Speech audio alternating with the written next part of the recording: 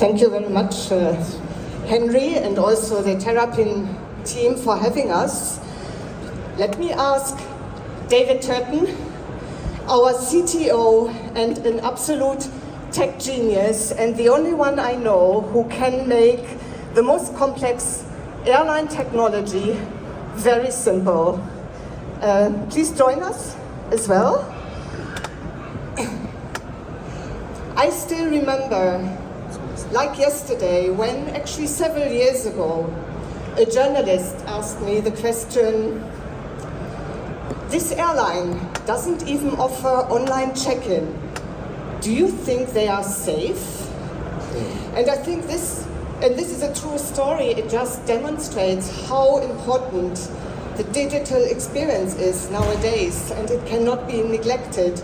Regardless of all of the financial benefits, customers don't take you seriously. They don't accept a mediocre digital experience anymore. And actually creating and planning better ways to plan, book, and experience travel is what we are all about at BranchPace. This is our mission, what we wake up with in the morning to create better digital experiences together with our customers.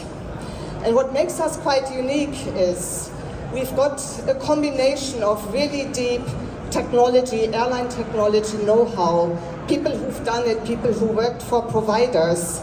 But we've also we understand the processes, we understand the airlines. We've got people, and if you meet our team here, we are very representative, who did all of this within the airlines, driving the digital transformation. We've got, we created with all of this know-how our digital commerce modern retailing platform, Triplake. We've got a consulting team who is always at the cutting edge of what's happening out there and helping airlines with their technology strategies. And we've got an amazing UX design team who are always up to speed, watching latest UX trends across industries, watching consumer behavior, how it is changing, what it means, and how we can make even little up to huge changes to create the best experiences. I think our customer list speaks for itself. It's ultimately the customers who judge who we are. And let's move directly into discussing digital transformation. What is it really, and what journeys are there? And I had this experience last week when being in London, when I was in my Uber cab, and I ordered my Uber cab, and I realized, wow, they've made another change. Now I can actually decide beforehand if I wanted to be quiet in the cab, so I don't really feel like having long conversations with the driver because I just need some relaxed time. Or yeah, I'm fine, let's listen to music and anything I want to. Do you have any specific digital experience that stands out, Dave? Thanks, Ursula. I do, and I have a secret shame I'm willing to let you know about, and everybody here today as well. There's an app that I use almost every single day. It's an app that I'm not proud of using every day. It's an app called Deliveroo. And for you guys who know Deliveroo, I guess it's a little bit like Uber Eats. If you don't know what Uber Eats is, Deliveroo is, I would say in the UK, in London particularly, the premier brand and app to have your food delivered, have your groceries delivered, and these days have everything delivered, within hours, minutes. I think my quickest delivery has been about 5 minutes. And I use this app for everything. I feel my life is so busy, a 3-year-old daughter, etc., busy job. And I'm not proud, but I love it. And I love it because these guys, for me, stand out as a brand who really fulfills their brand experience almost perfectly within the app, and that is convenience. You can just tell at every single interaction they put so much energy and thought into the convenience aspect, making sure customers have really good information. It's very, very live, very real time, and building on top of that with really interesting offerings. So If your delivery is late by a certain amount of time, you get a credit. If you get something delivered that is not what you asked for, they will tend to refund it instantly without even asking any questions. They've got some really neat ways they work with their partners to help them drive promotions, and even sophisticated promotions where you need to add certain amounts to your shopping cart before you get a discount on everything else. It sounds easy, but it's actually very difficult to do, and they do it very, very well. So it's a secret shame, but I think it's worth looking at. It's not secret anymore, that's for sure. But wouldn't it actually be great if airlines could create digital experiences which are as addictive and as personalized as Deliveroo, Uber, Spotify, and others do? And ultimately, the starting position for airlines is much, much better because everybody just loves travel and is excited about it. It's not like having the pain of ordering food or having to think about other ordinary stuff you need to order. So the starting position is great. And the other thing is, technology is not a limit anymore. How to make this happen? Technology is not a limit. I think you're right. But, and reflecting on brands like Deliveroo or Uber, etc., the thing that these guys don't do is come up with fantastic ideas and just execute it perfectly each and every time. That's not how they've achieved success. They've achieved success because they put a lot of energy and a lot of money into building really good engines to help them grow. And in particular, engines that allow them to, and their often large sets of product teams, fail very, very quickly. Fail in a way where it really minimizes the impact to their top line. And so I mentioned before with Deliveroo, they've got lots of different touch points in terms of how you interact with them, even for one order, for a bottle of water or whatever. I don't use them for a bottle of water, by the way. But the reason it is so good is because they've tried to do a certain thing in 5 ways, 10 ways, 20 ways before they've really perfected that. So they've invested in their engine. They understand really, really well what their key metrics are, if they're experimenting, what their guardrails are, making sure that they can run many experiments in parallel. They've built the engine which allows this idea of experimentation to be democratized across the organization. And so product teams can do what they think they need to do without needing to know all of the plumbing. But the plumbing is difficult. They've spent a lot of time trying to solve it. And I think it's interesting then to reflect on, okay, well, what about airlines? And I know, and we work with airlines today who do a lot of experimentation. There's a lot of tools out there that allow them to do it. What I tend to observe, though, is that this experimentation has a couple of limitations. One is it tends to focus on front-end experiences, and should it be this box over here or this box over here, or this piece of text here or this piece of text there. I'm simplifying a little bit, but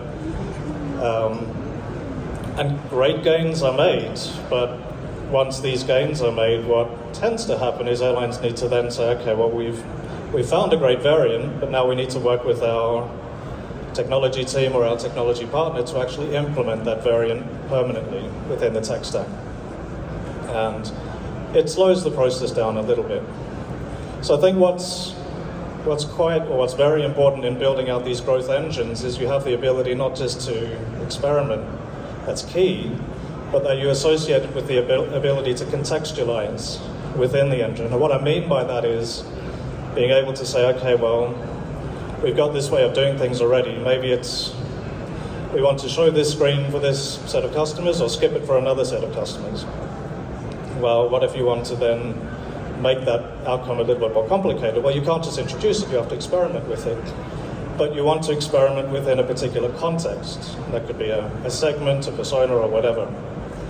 And so a large part of what we're trying to do at BrandSpace in terms of this is just bring this stuff together a little bit better, where airlines can do the contextualization, they can do the experimentation. It's in a box, and the feedback loop, the time to failure is a lot quicker and a lot safer. And I guess what airlines often struggle with is this flexibility and agility actually to try and partly determined by the rigid operational environment, which is very much regulated and determined by rules. Yet if approaching, I think there is a very important additional element of also approaching this seamless experience part. They need to actually address it in such a way. If I book my flight on my mobile, on the mobile app, and then I'm being sent to the contact center to book my bicycle, which I want to take with me, it is a disrupted experience, and I would rather search for another airline at that moment. The other thing which I think is also a very important part of seamless is how the physical environment is gradually can be replaced with digital, just to create more peace of mind for customers, for travelers. And we have been working with IATA now already since last year as one of the partners for the digital identity, the contactless, seamless travel across borders. And it immediately shows how check-in can be completely reinvented as well. And we did the check-in experience for this POC last year with British Airways, where we simulate the customer experience when determining who is allowed to use my data, so that I actually, when I arrive at the airport, I can just walk through, even through passport control, just with my facial recognition. And now we are working on the whole seamless experience as the next step. I think all of this just shows how much change is really happening. And I feel like we're running out of time, Ursula, so I'll keep this next one brief, but I think, look, it's been so much fun getting involved in this IATA, POC, digital identities, seamless check-in, etc. It's key to have that kind of mind on the future seamless experience, but I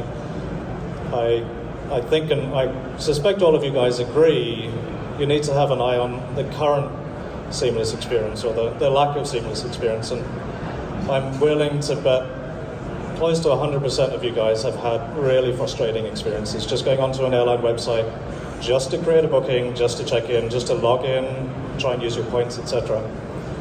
And most of us understand some of the reasons behind this. It's a complicated technological domain, and airlines work on various ways to solve that. Middlewares, user interfaces that can cover a large range of scenarios, with making sure that it's very consistent. A couple of other things that we work on in terms of our product is the ability to allow people to seamlessly log in, be they a loyalty member or a B2B user, and make sure that they are really recognized across different touch points. There's nothing worse than being recognized on the website but not being recognized when you try and check in, right?